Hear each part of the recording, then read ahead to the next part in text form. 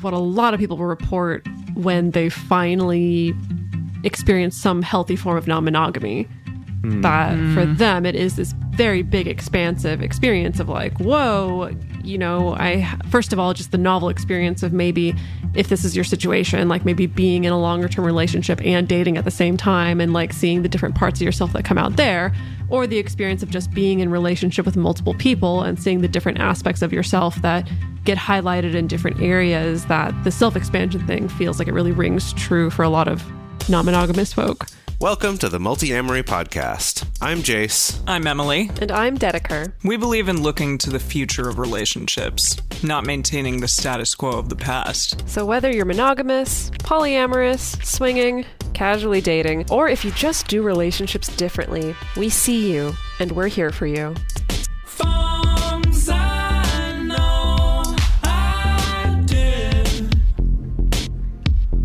forcing me to form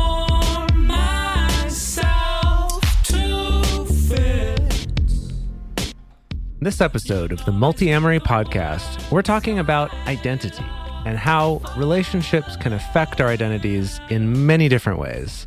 Sometimes relationships strengthen your personal identity and enhance the best parts of you, while other relationships may cause you to feel as though you're losing your identity.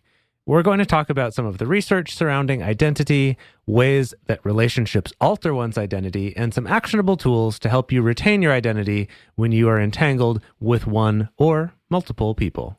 This is a big, discussed very briefly. It sort of encompassed last week's episode, but, you know, it was entwined in your episode, Jace, on external and internal validation, but I was interested in doing a episode on identity specifically because I felt like when I was a kid and when I was like a young person in relationships and even into my 20s a bit, that my identity kind of got lost in the relationship to a degree. I don't know if this is something that you two felt, and I've heard, you know, other people that are non-monogamous and some people that are monogamous just saying like, yeah, my identity is really entwined with those with whom I'm in relationships. And yeah, I kind of was interested in that idea and wondered if there were ways to better retain your identity or if that's a thing that we should even be worrying about. So that kind of was a catalyst and a jumping off point for this episode. I mean, for me, in my experience, I definitely felt a shift for myself when I shifted out of using my partner or partners as markers of my identity. And it shifted along with a lot of things. It kind of corresponded with a shift toward first of all, just developing my own identity and doing more interesting stuff that I loved and not being not being as passive. B, shifting away from hierarchy as much. C, doing less like posting on social media of myself and my partners. Like, I don't know. It's interesting if I look back on that there is definitely a number of things that I don't know what the correlation or causation directions are there necessarily, but I don't know if for me it was tied to non-monogamy. I think it was tied to some other things going on in my life. Yeah. It's funny because I think about it and I think in some ways I've had relationships where that's happened, where I've kind of, especially if someone had a really strong identity in a certain way, that I would kind of get pulled into that. And in some cases, it's like afterward, it's like almost like walking out of a fog. It's sort of this like, gosh, you know, where have I been the last year or whatever it was? And then other times I feel like I've come out of it with a new attribute and you know, and one that I've kept and have liked. So it's interesting to look at it in itself adapting parts of someone else's identity or just their interests or things like that isn't necessarily bad, but it is kind of, it could be. I don't know. It's an interesting thing to think about. Yeah, I've definitely met those people who are like such a we in their relationship. The relationship really is their identity and the family and all of those things. And maybe that's, again, tied to values to a degree, but that like their success or failure as a human being is kind of intrinsically tied to the relationship. And I just kind of wondered, like, is that okay? Is that a good thing? I guess if someone, you know, wants that in their life, then sure, that's great for them. But Yeah, it's an interesting thing that I think a lot of non-monogamous people perhaps don't really feel that way. I think also looking at couples who do a lot of that we talk of like, especially when it's a we about an opinion about something, where it's like, well, we both really love this sort of thing, or we both, we whatever.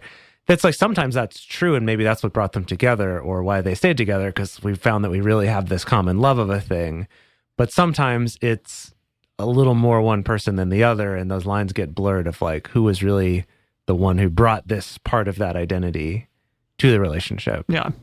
So let's start out by defining identity. Erik Erikson, I can't get over this name. Great name. Erik Erikson, who was an ego psychologist and who created the 8 stages of psychosocial development. I did sort of a rainbow gesture with my hand just there, sort of like bum, bum, bum. Yeah, the 8 stages of psychosocial development defined identity as, quote, a fundamental organizing principle which develops constantly throughout the lifespan. So that piece is important there. We will continue to talk about him and his theories on identity development throughout the episode. Of course, that begs the question, how do we determine individual identity? What is the self? That age-old question. Is it just a feeling that we have? Is it tied to a specific declaration of oneself? Does it need to be neatly packaged up underneath a particular label? Is it attached to particular behaviors or actions that we do? Or is it something that is just plain difficult to put into words? Does it change depending on your culture? I mean, for instance, in the US, much of our identity is determined by what we do and what our jobs are, which is different in other cultures. Yeah, so how the two of you kind of determined your identities, or like if someone were to say like, who are you, Jason Dedeker? Like, what would you say about your identity? Like, what would that look like? And I wrote down some things that I thought that it might sound like, but I wonder how close I am to that. Oh, what, you wrote like scripts for us? No. By all means, like, say something different than what I wrote down, but I was just like trying to come up with what I thought your identities were. Like mine, like, I'm an actor, I'm Emily, I'm an actor and a podcast host and an ethical vegan. Like, those are like 3 things that are really important to me. And that's all like who I am and what I do again. So yeah, in the US, that is kind of tied to what your occupation is to a degree. So Dedeker, how would you identify yourself? Well, it's a weird time for you to ask me that, because I'm reading another book by Pema Chodron, who's a Buddhist nun, and who like posed this question of herself of like, if I stripped away everything people thought about me and stripped away this notion that people have of me being this spiritual leader or this author or this famous person, or even stripped away this identity as a nun, then who am I? What am I? And so I've been doing a lot of morning meditation about that, of if I strip away all the things that I do and my relationships or the places that I go or the foods that I eat or the hobbies that I have, then who am I? And there's not much there, but that's actually quite comforting to me right now. So I'm sorry, you caught me on a day where Your identity is I'm minimal. much more open to being like, no identity whatsoever. And that's wonderful. Well, I haven't been reading that book recently or ever. So, I mean, mine would be pretty similar to what you said, Emily, in terms of it would largely be related to what I do, right? Be like, I'm Jace and I'm a podcaster and a programmer for a visual effects company. And maybe I'd say, and I'm polyamorous or something. I might not lead with that, though. It depends if, I also wanted to maybe date this person. I think that kind of depends. Or what kind of conversation I wanted to have, even if I didn't want to date them. Just, is that because I think when you're introducing yourself, that's part of the question of whatever I say in introducing myself is also what I'm putting out there as potential conversation topics. That's a good point. And so Dedeker's I'd say my identity, right. Or no, yeah, your identity helps you get into conversation with these people that you may or may not want to date. Just saying, fuck off, I don't want to talk to you about anything. Basically, yes. That's very neat. Yeah, it is. Just like, don't ask me these questions. Well, no, I said that you were an author. If you don't know who I am, yes, maybe they should know. But yeah, that you're an author and no, you help I mean, people realistically, communicate. realistically, if I'm at a party, like, yeah, it's the same response as Jace, where you just like, you rattle off a list of your jobs, right? And that's kind of the polite thing to do. And then people take that as a cue to either ask questions or not, or find points in common, and then we roll along from there.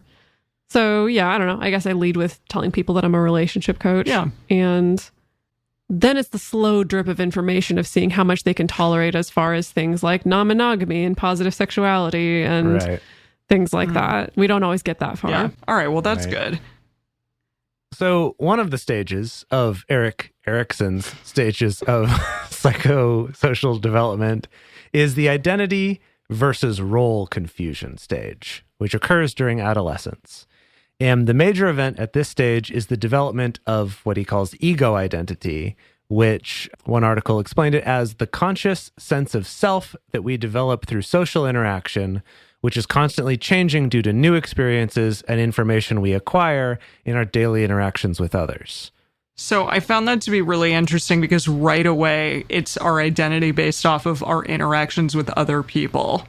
Yeah. Not like the intrinsic internal identity about how we feel about ourselves, but rather, again, the external validation or feedback that we're getting from other people that kind of shapes our identity and who we become. It's like the stuff we talked about last week about Exactly. the mirror, the looking glass self, of that this is kind of how we develop our sense of who we are as an individual, I guess, based on how we compare to others and also how we contrast with them. Like, that's how I know who I am because of how I'm different and similar to you. Whoa. Totally. And Erikson believed that, of course, there's a lot of different things that influence a person's individual identity, and much of these things occur or are crystallized when we're moving specifically from adolescence to adulthood. And that includes things like a person's relationship to others and how those go, just a person's experiences day to day, a person's beliefs, a person's values, which we learned from the values episode can be heavily influenced by your parents and your family of origin. Could also be influenced by your memories, perhaps memories from your childhood, your family, past traumas, etc. Stages of psychosocial development is called identity versus role confusion. And so when an individual has a strong idea of their own personal identity, it does create a sense of self that helps an individual interact with the world in various ways. So again, this article from verywellmind.com, which talked a lot about Erikson's theories, it states that identity provides the following. First, self-sameness, a sense of continuity within the self and in interaction with others. Also, uniqueness, kind of on the opposite end of that, a frame to differentiate between self and in interaction with others. And then psychosocial development, which are mental and physical health for adolescents. So all of these things, as Dedeker said, are kind of like crystallizing during this phase, which is really interesting. It's really interesting that it speaks to both sides of that same coin of identity, providing both the sense that I can gel with the people around me, but I'm also unique at the same time.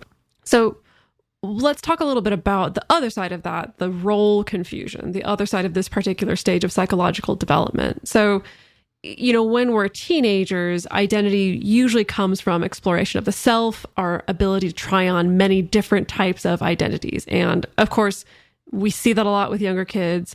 We've all been through it ourselves. We all went through various phases, I'm sure. Yeah. I know I certainly did. Yeah, like I had a horse phase, a figure skating phase, like Your figure skating phase is still a phase. It's still that's here. true. Well, it waxed and waned, but yes, that absolutely also is kind of a part of my identity. But then, I had an acting phase that like never left, sort of thing. And Does so it count as a phase then if it doesn't go away? maybe not. It just like was a solidification of an identity, What essentially. about you, Jace? I also had a calligraphy phase. Yeah. Really? Pretty. Anytime I we would love have it. holiday dinners for several years, my mom would have me Yes. write all the like place cards, to put around the Yes. table for the grandparents and whoever. It's adorable. Oh yeah, I mean, I don't know. I mean, it's like the ones that I remember now are the ones that stuck around, and so I don't know if I would call them a phase, right? Like music. Well, yeah, was like a you're a phase, but there wasn't a exactly. phase. That's something I kept doing, and I mean, Well, here, okay, hold on. Here's maybe, if this is a little bit too vulnerable for the podcast, you don't have to disclose this. But if you think back to some of your earliest email addresses and earliest internet handles, what does that? You don't have to tell us what they are. I don't want to I'll share tell mine. you what mine but was. Does that tell you anything about the phases that you were going through at that time and what identities you were trying on? Yeah, I thought mine was so freaking cool. Mine was An Actor's Nightmare 13 at AOL.com. Wow. Whoa. Yeah, like the play Actor's Nightmare. Got it. And like, I'm an actor's nightmare because like I'm gonna take your role from you or something. And then I really liked the number 13. I'm such a freaking ridiculous asinine person, but I definitely had a lot of fun with that one. How Loved old it. were you when you landed on that one? I think I was like 12, 13, which also okay. hence the number. Wow. Cool. Yeah. Cool. Also, I had my license plate for many years was actress Right. with a Z. All right. Yeah. Yeah. What about you, Still, Jay? still on theme with something that's not just a phase, but maybe the way of expressing it was the phase, perhaps. There you go. Yeah, like really out there, people. So my live journal, my name was Jace to Bass, because I was a bass player. Oh, cute. So I was a bass Oh, player. cute. at the That's time, cute. Yeah. That- And I also, my first website that I ever made on GeoCities when I was Wow. 12 or whatever was all about a character of mine That from bass. a tabletop role-playing game. You know, it's all about like his world and stuff like that. Yeah, didn't your brother shared that he had an email address that I forget what the full handle was, but it was something Rouge, but it was because he was meaning to spell rogue. Right, and Actually, misspelled it, and then he just kept the it time. for a long time. Yeah. All of my early handles were often tied to the media that I was super into back then. Like? Very nerdy stuff, anime inspired stuff, or like Star Wars stuff, or stuff like that. I guess some of that hasn't changed, but Yeah. I was trying on some of that much more otaku-ish, much more nerdy role Right. when I was, preteen through teenager. Okay, that's Yeah. fascinating. That's stuff that I'm always curious to hear about from people.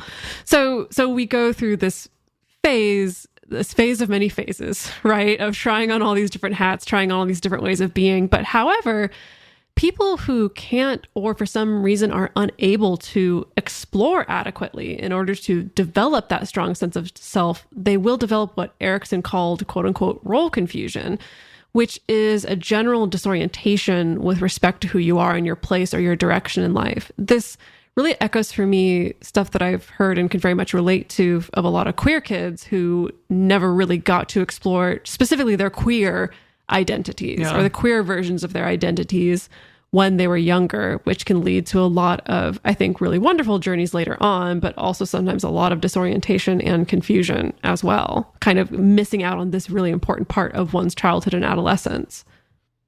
Yeah, my cousin, his kids are exploring their, gender identity and sexuality and getting to, really truly explore that in a way that I have never personally seen young children get to do. And it's really awesome. And I feel like they're going to grow up in such a way that like they'll be able to fully express themselves very soon in life. And that's something that for myself, like I had never felt specifically like I was able to do that until much later in life. So that's really awesome. So then, after this phase of the role confusion and creating this sense of self, we move into the next of Erickson's stages of psychosocial development. And that's when we're developing our intimacy versus isolation. And this stage takes place now in early adulthood. So we've gone through our adolescent phase of phases, and now we're, from 19 to 40. So he identifies Wide range. pretty big. early adulthood is going pretty far. So we're all still in it. And he says that success during this stage will result in a person cultivating meaningful, loving relationships with other people, or conversely, to be left with weaker relationships and more feelings of isolation or loneliness.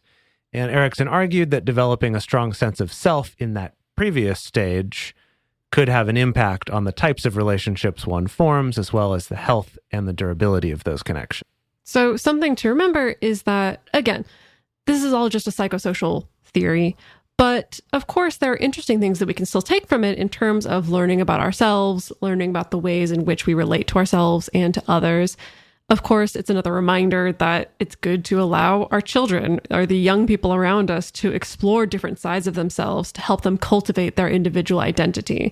And also, if we ourselves were not able to explore our identities or experiment with our identities as much as we would have liked to when we were children, we shouldn't take this information as like it's set in stone, it's a death sentence, there's no going back and there's no fixing it because the ship has sailed. And actually, there's an article written by Gabriel Orenstein and Lindsay Lewis that was published by the National Center for Biotechnical Information. And they're commenting on Erikson's stages of psychosocial development. And I'm going to quote from this article. They say, "The sequential layout of Erikson's stages of psychosocial development might initially suggest that stage outcomes become fixed once the next stage is engaged. While there is a fixed sequence, resolution can be a lifelong process, reactivated at various times depending on life events that affect the ego strength or maldeveloped belief patterns. Thus, the developmental stages and formation of identity is an ever-evolving process as opposed to a rigid, concrete system." And to sum that all up, it just means that our identities shift and change over time. They're dynamic, they're ever-evolving. We're never static or fixed or stuck in any one way in our identity. And I would imagine that a lot of people who are later in life than you are or than we are would tell you, like, yeah, I've been still a lot of different people during my life. And, you know, there's the classic story of the couple who's been married for 50 years or whatever. And you ask, you know, like, what's that like? And the answer is, oh, well, I've actually been married to 10 different people. I mean, they all happen to have the same name and live in the same body, but they all were very different people over the course of our life together. And I think that's true of ourselves too. Yeah. So we're going to take a quick break. We're going to be moving along to talk about how relationships affect our identities in both positive and negative ways. We're going to be talking about specifically how non-monogamy comes into play with all of this. But first, we're going to let you know about our sponsors for this week's episode and ways that you can support the show so that we can keep it coming for free. We all need an escape now and then, but sometimes those can be hard to come by. Enter Dipsy. Let yourself get lost in a world where good things happen and where your pleasure is the only priority. Yeah. Wow, so dramatic. I know, right? Dipsy, the movie. Actually, I would pay to see that movie because Dipsy is an audio app. Oh, it'd be like a full ASMR movie. Can you imagine how cool that would be? That would be really cool. Yeah, so it's an audio app that's full of short, sexy stories designed to turn you on. Although maybe we got to write together a spec script or something and work together with Dipsy to get this feature-length film released. Each Dipsy audio story features characters that feel like real people and immersive scenarios, so you do feel like you're right there. If you need to wind down, they also have wellness sessions, bedtime stories, and soundscapes to help you relax before you drift off. And they just released a new feature where you can stitch together several stories or several soundscapes specifically for bedtime to help you relax based on what kind of mood, what kind of aesthetic, and what kind of voice is the most relaxing to you. So if you want to check all of that out for yourself, for listeners of this show, Dipsy is offering an extended 30-day free trial when you go to dipsystories.com/multi. That's 30 days of full access for free when you go to Dipsy, DIPSEA stories.com/multi. dipsystories.com/multi.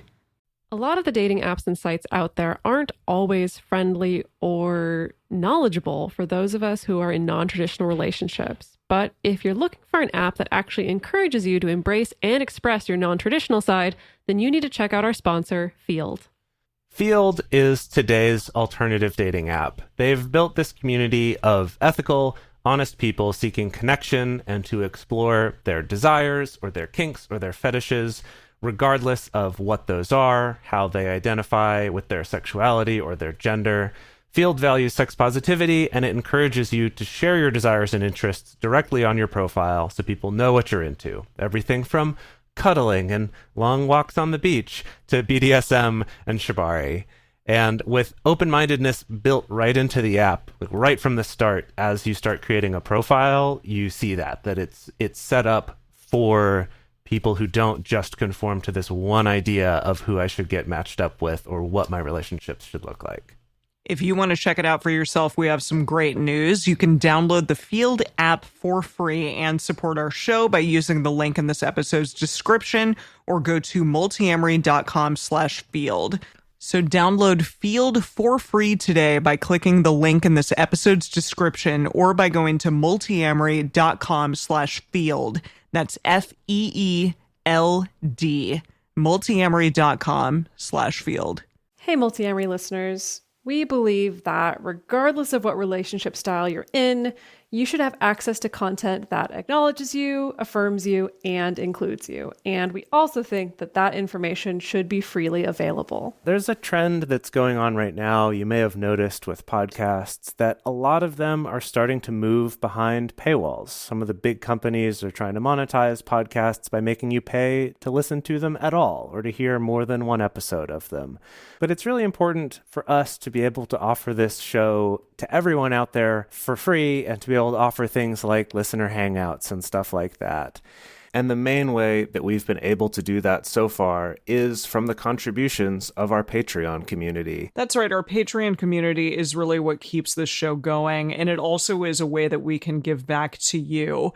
We have a private Facebook group, we have Discord communities, and we can also give you things through Patreon like early releases, things like bonus episodes.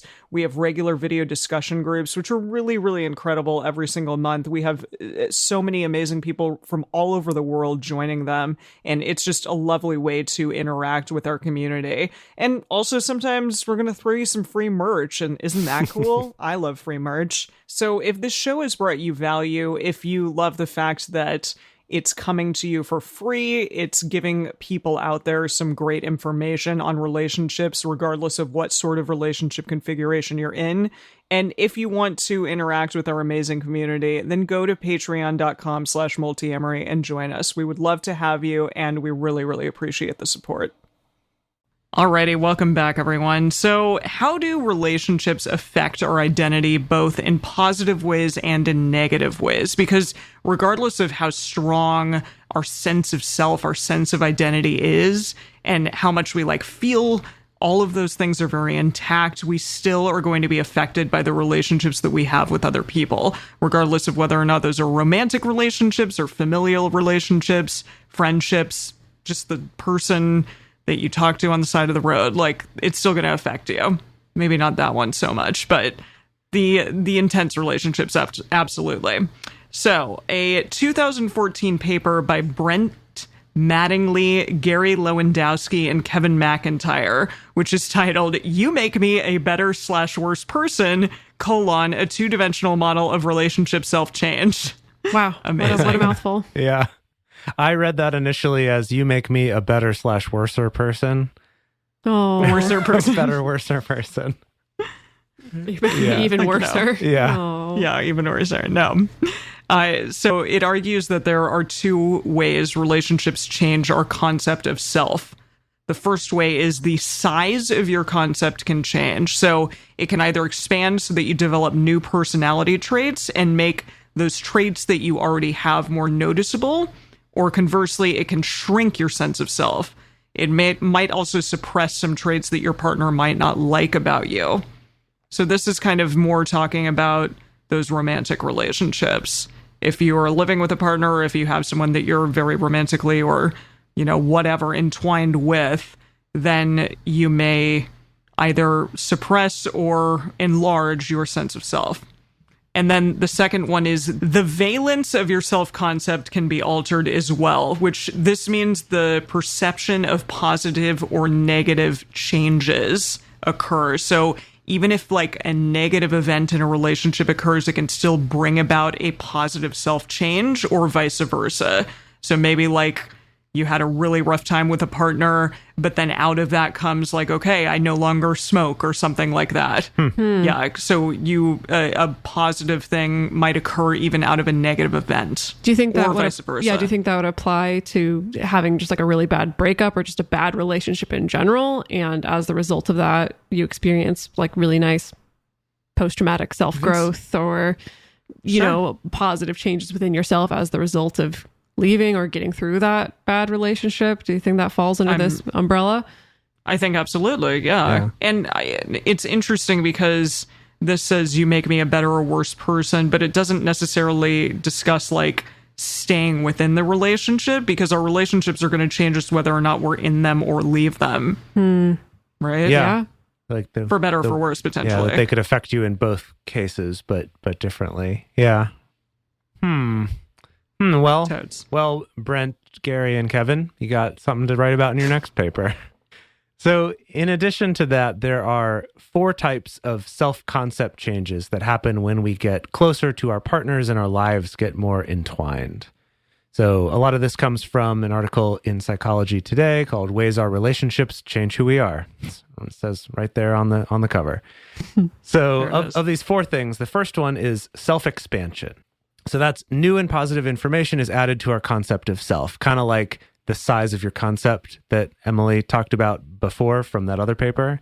This idea that your sense of self could expand. This might happen when we begin incorporating aspects of our partner's personality into our own, or through novel experiences and exciting activities. Just today, my mom and I went through a Taco Bell drive-through earlier, and I had to go to the bank. We had to go to the bank, and we went to the Taco Bell drive-through, and I got the hottest of the hot sauces to put on mine.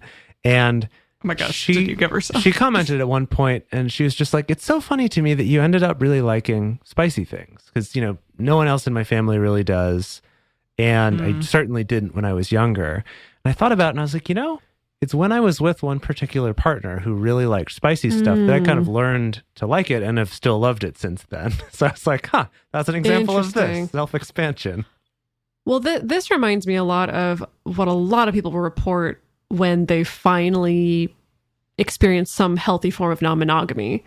That for them, it is this very big, expansive experience of like, whoa, first of all, just the novel experience of maybe if this is your situation, like maybe being in a longer term relationship and dating at the same time, and like seeing the different parts of yourself that come out there, or the experience of just being in relationship with multiple people and seeing the different aspects of yourself that get highlighted in different areas. That the self-expansion thing feels like it really rings true for a lot of non-monogamous folk. Yeah. Totally. So the second one is self-contraction. So our positive self-concept starts to get lost. Perhaps a partner doesn't share an interest that we have, so that interest starts to fade. I could argue, maybe also if you're just constantly doing their interests and not your own, also could be a way. Maybe it's not because they don't like it, but just you kind of let them sort of dominate what you end up doing, and you just kind of lose that part of yourself. So that's the other side of that size of concept that was in that "You Make Me a Better / Worser Person" article from me before. The third one is self-pruning, which is loss or suppression of the negative traits of our self-concept. So this actually improves our own self-concept by reducing, right? By getting rid of the things that we see as negative. So maybe in a particular relationship, we learn more about how to eat healthily, or to learn, how to engage in more productive activities and let go of some of the more destructive or addictive behaviors we had before, or, kicking an unhealthy habit, like maybe quitting smoking because your partner hates it, or something like that. So there's the self-expansion, which is increasing positive, self-contraction, which is losing some of the positive traits, self-pruning, which is losing negative traits, and then lastly, self-adulteration, which is adding negative traits to our self-concept. And this can happen due to criticism coming from a partner, feelings of anger or resentment in a relationship that might lead us to kind of pick up more negative traits. Kind of as a callback to last week, maybe in our trying to cope with those things, we develop some negative antisocial traits as a way of kind of defending ourselves against external criticism, things like that. Or maybe you start smoking because you date someone who does. Yeah. Oh gosh, I was going to say that. Seen that one happen before. Yep. Yes. So the same authors also conducted 2 studies that looked at connections between a change in self and relationship satisfaction. So their paper, which is titled "When We Changes Me, the Two-Dimensional Model of Relational Self-Change and Relationship Outcomes," there are some really interesting findings. Two-dimensional. Yeah, they love two-dimensional things. Well, yeah, they love like the quippy opening colon and then like telling it's hot. what the hot actual these paper days. is. Very, very hot. So in their first study, they looked at 55 adults in romantic relationships. So relatively small-ish sample size. 69% of them were married. Nice. Okay. And the participants completed questionnaires that asked questions about their concept of self and their relationship. And they took these questionnaires at 2 points in time, 6 weeks in between. So basically, they found that scoring higher in self-expansion and self-pruning in the first survey was associated with those greater... are like the positive things Right, that yeah. we just talked about in the 4. Yeah, my size of concept expands and I'm pruning out like bad habits or bad behaviors. So the people who reported that in the first survey, that was associated with greater relationship satisfaction when they took the survey again 6 weeks later. But then scoring higher in the self-contraction and self-adulteration, so the size of your self-concept shrinks or you're taking on more negative facets to your identity, and essentially having a negative concept of self on the first survey was associated with less relationship satisfaction 6 weeks later. And they found similar results occurred when they asked people about relationship commitment as well. So they came to the conclusion that this suggests that the concept of self changes over time and one's relationship will continue to impact one's sense of self over a long period of time. And then in their second study, they did that with 147 adults in relationships. 76% were in what they labeled as an exclusive relationship. So we're assuming that means monogamy. And same thing, they completed a one-time survey about their concept of self and the relationship that they were in. And it was the same thing, that those who scored high in self-expansion and self-pruning and low in self-contraction and self-adulteration had more positive relationships. They were less likely to end the relationship. They wanted to compromise and accommodate their partner's needs, and they were also very committed to the relationship. And so both of these studies essentially show that if your relationship positively impacts your sense of self, then how you feel about the relationship will also be positively affected. You're also going to be more likely to treat your partner better and want to continue to cultivate and maintain the relationship. I think this speaks to, I mean, I don't know. I feel like I always toss out this very sometimes trite aphorism about relationships being about us trying to lift each other up and help make each other into better human beings. But it seems like there's something to that holds water as far as if we feel like our relationship is helping us to become better people and make our identity closer to something that we want to be, we're going to be happier with the relationship. It's science. Agree, absolutely. It's there. It's Science, done. Yeah. Next time you whip out that aphorism, Dedeker, you pause for a moment, then you go, it's science. And then people will be like, oh, yeah, I guess I should Beautiful. take it serious. I'll whip that out with my clients. It'll go over great. It's science. I'm sure. So something that we're going to talk a little bit more about in the bonus episode is this concept called human giver syndrome, which is essentially the fact that women and people with marginalized identities are more likely to be givers in relationships versus takers in relationships. And those in more privileged positions, men and people with more privileged identities, are going to be more takers. So, we'll get more into that into the bonus episode. But basically, those who are the human givers are more in a support role than their privileged partners, and those privileged partners are essentially more likely to take up space, feel emboldened to achieve their goals. They'll expect, a very much giver role from their partners, that they are there to support them and to lift them up in various ways. So this is just something I wanted to throw out there, because if you are, in a privileged position in a variety of ways in your own personal identity, then definitely maybe take a look at this in your own relationship and work towards minimizing oppression and patriarchy and all of that stuff in your own relationships. Yeah, so that seems to suggest that also the identity that you already have before entering the relationship can also influence the role that you end up taking on in the relationship. Absolutely. Yeah, something to be aware of. Even before we cultivate our own identities, we simply have an identity by being who we are when we come out of the womb. It also makes me think about from last week when we were talking about one of the ways of coping with a fear of abandonment or not being loved is to become a people pleaser. And I think this one is interesting to look at it in this concept then of like, if you're minimizing yourself and, getting rid of positive traits and sort of not expressing yourself for the sake of your partner, that not only is that you're just losing your sense of self, but also, according to this research, being less likely to be happy in the relationship and less likely to stay in it. So you're also kind of, even though you might think you're doing it to sort of serve this relationship, it might actually not be. It might ultimately... It might actually be leading to its downfall. And similar it's a really good to point. what Emily was saying, is to be aware if you're on the other side of that, not only might your partner not be aware that they're having that tendency, but you're also probably not aware of, like Emily said, how much space you take up or how much more dominant your preferences might be, that to you that might just seem like, oh, if my partner's just going along with this, they must just like these things too, or they must want that. And to kind of be aware of that and have more intentional conversations and be more aware of trying to make that more equal, because again, that will help the satisfaction of your relationship and potentially help it to last. Just relationships can cause a person to lose themselves, but on the flip side, they can cause lasting and healthy change in a person's identity and on their life. So I was super curious as well to explore whether or not non-monogamy would allow an individual to sort of maintain their personal identity more than if they were in a monogamous relationship.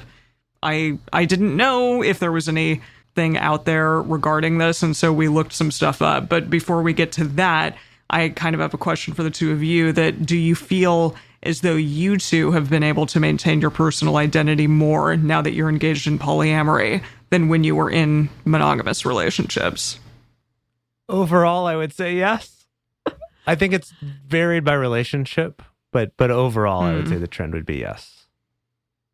For some reason, the question that comes to mind for me is, at any point in time, if I were to go on a first date, if I was going to go into the dating market and market myself as an interesting, cool, fun person, do I feel like I have my own personal identity? Person, yeah, then yes. Yeah, I would say so. I don't know. But then again, like, I don't know. I think a lot about people in much more traditional heterosexual monogamous relationships, where I think that sometimes we lose a sense of needing to necessarily be interesting, I guess, if that makes sense. I mean, once we're in the relationship.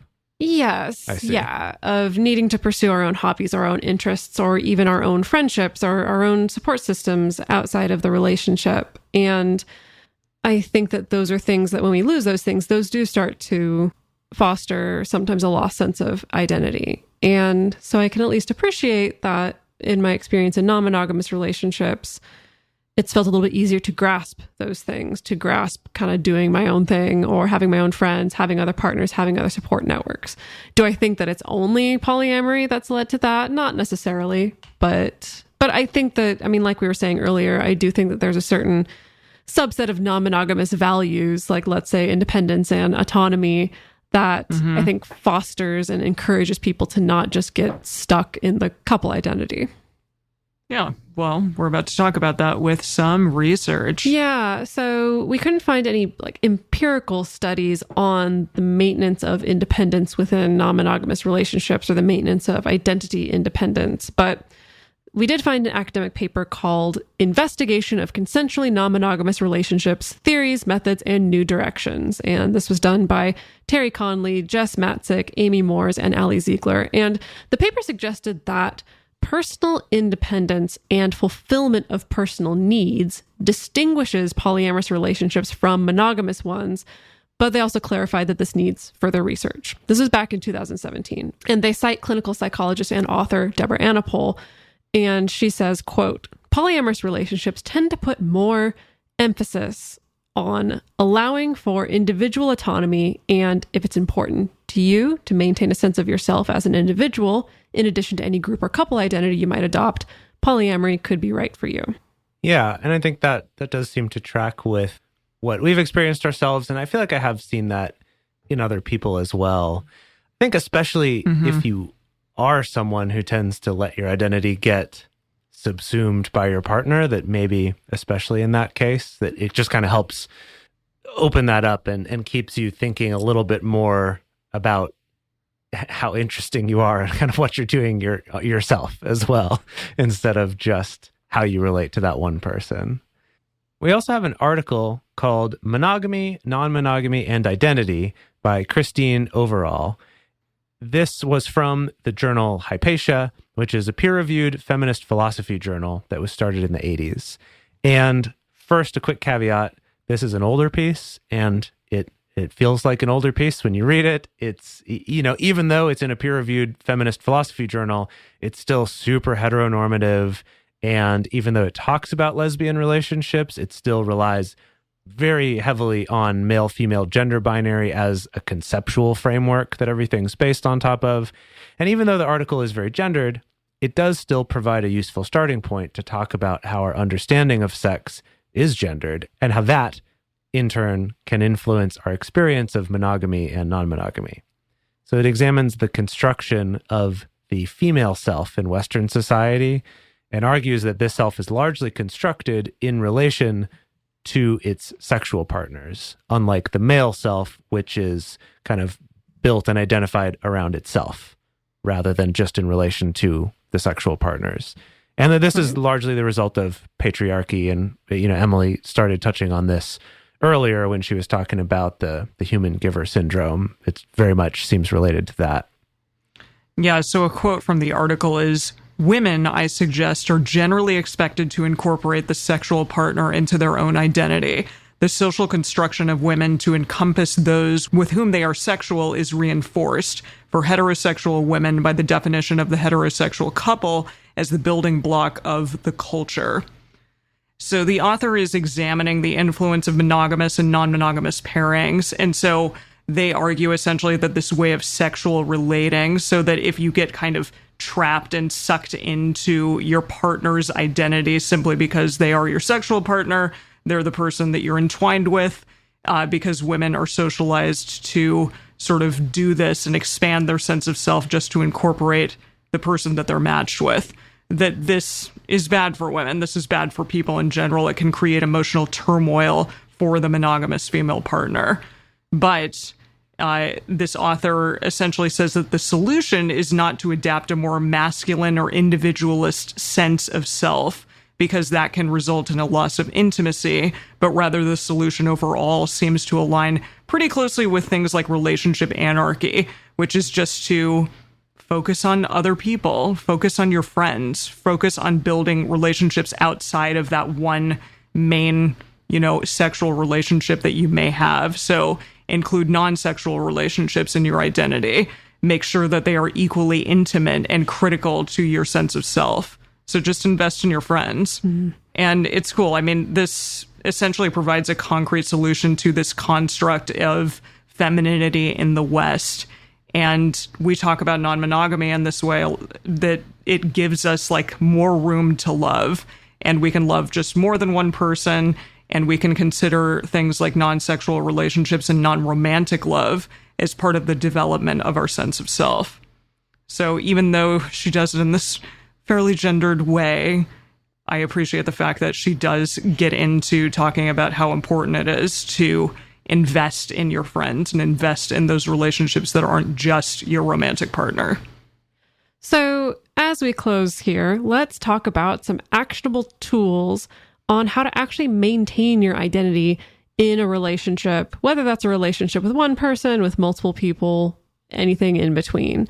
So we pulled some resources from an article entitled 5 Ways to Ensure You Maintain Your Identity in a Relationship. And that includes a lot of stuff that we've already covered in the episode. Things like continue to see the friends that you had before your relationship. This is so important. We've talked on the show so many times about losing friends, essentially, once they're in a committed exclusive relationship, or once they get married, that they just disappear and never to be heard from again. It includes things like pursue the personal projects that define you or that excite you. Focus on your own personal development. Go ahead and take a weekend away without your significant other. This doesn't have to necessarily be a whole weekend away, but it could involve things like going to see a movie that you want to see by yourself or with your friends. If your significant other doesn't want to, still making plans with your friends or with other partners. Even if, let's say, I think that it's easiest for people to kind of lose their sense of identity, often with a more traditional like cohabiting or live-in partner or live-in life partner, things like that. And so that's why things like other partners can be great for this as well. And lastly, don't feel guilty about saying no, whether that's no to a hobby, no to a particular activity, no to something that your partner likes, but that you don't like. It's okay. Being able to say no is what helps you preserve your identity as well. I think a part of that saying no, and this is just something that's kind of been on my mind about some other people that I care about and some conversations I've been having, is being able to say no because you don't want to. And that's to just be like, no, I'd rather not. Like, you should totally do that. That sounds great. I just don't want to go watch that movie, or I don't want to go do that activity, versus the sort of, well, okay, I heard I should say no to these things. So it's like, oh no, I've got a lot of stuff to do, or, oh, I'm supposed to call so-and-so, like having to come up with an excuse. That I think part of the benefit of being able to say no and communicate that in a compassionate way to your partner, and, that it gives them practice learning how to accept your no as well, but is that it's also a way for them to get to understand you better and to have more of that compromise and sort of give them the tools to help you not lose yourself as well. And if they're not willing to support that, then we've got bigger things to look at in this relationship. Yeah. So ultimately, some of the tenets of something like solo polyamory can be a good example to follow in terms of maintaining your own identity in a relationship, which, after all, that's really what solo polyamory tends to be at its core. It's maintaining the sense of autonomy, independence, and individuality while also having relationships with other people. There's one more article we wanted to share that has some really cool tools and tips and things to help you identify your sense of self and how to keep that. These come from the same article we talked about earlier in the episode from Very Well Mind, and talks about how to strengthen your identity and discusses 4 things to talk about. So number 1 is to identify your values. Hey, guess what? Multiamory did an episode on this. It's 319. Really? You should go check it out. Not long ago. Not that long ago. So check out 319 if you haven't already, to figure out, what it is that moves you, what it is that drives you, what's important to you. And this can help you maintain your identity and have conviction about your decisions, regardless of who else is shaping your life. Doesn't mean they can't shape it, but it gives you a better sense of where you're coming from in that. Part number 2 is spend time alone to get to know yourself better. This one is especially important if you live with a partner, or if you just spend all of your free time with a loved one. Just make sure to incorporate alone time into your week so that you can rest, so that you can recharge, focus on just getting to know yourself, sort of intentionally giving yourself a space to be a little bit bored with yourself, to then find the things that you want to do and, find what matters to you and have that reset time where you're not making decisions about how you conduct yourself and what you do based on what you think someone else will think of that, and really just having that kind of reset time with yourself so that you can bring your best self to your relationship as well, in addition to just helping you maintain your identity. So the next one is practice self-compassion. So just be gentle with yourself and understand that you, as we said before, are an ever-changing and ever-evolving human being. And so, challenges, hardships, things like that are going to occur. And it's important that you offer yourself some love and some grace and do things like self-soothing techniques, self-care nights, meditation, yoga, masturbation, things like that. That's all great. And that can help you strengthen your identity. And then also become skilled at things you enjoy. So hobbies are fantastic. Go learn a new skill. Even if you're in a relationship, just take time to go out and practice your own hobbies that are separate from the hobbies of your partner. It's fun to do things together, but it's also really fun to cultivate new skills on your own. And so you might find a new friend, meet a new person. And to have something to talk about. Share. Yeah, exactly. It's if you do something separate, you have more stuff to talk about with your partner too, which is really exciting. It's a very good point. Absolutely. It's super important. So this was our giant dive into a bunch of research on identity and some actionable tools, things like that. We hope that you got a lot out of this episode. And we're really curious to hear about you and your identities and how you identify yourself and how that's kind of shaped yourself in your relationships. So in the bonus, we are going to talk about the human giver syndrome like we spoke about before, and also the superwoman schema. So our call to action question, which will be on our Instagram stories today, is how do you maintain your personal identity in your relationships? We'd love to hear your answers to that. And the best place to share your thoughts with other listeners is on this episode's discussion thread in our private Facebook group or Discord chat. You can get access to these groups and join our exclusive community by going to patreon.com/multiamory. In addition, you can share with us publicly on Twitter, Facebook, or Instagram. Multiamory is created and produced by Jace Lindgren, Dedeker Winston, and me, Emily Matlack. Our episodes are edited by Mauricio Balvanera. Our social media wizard is Will McMillan. Our production assistants are Rachel Shennework and Carson Collins. Research for this episode was done by Dr. Kiana Nurse. Our theme song is Forms I Know I Did by Josh and Anand from the Fractal Cave EP. The full transcript is available on this episode's page on multiamory.com.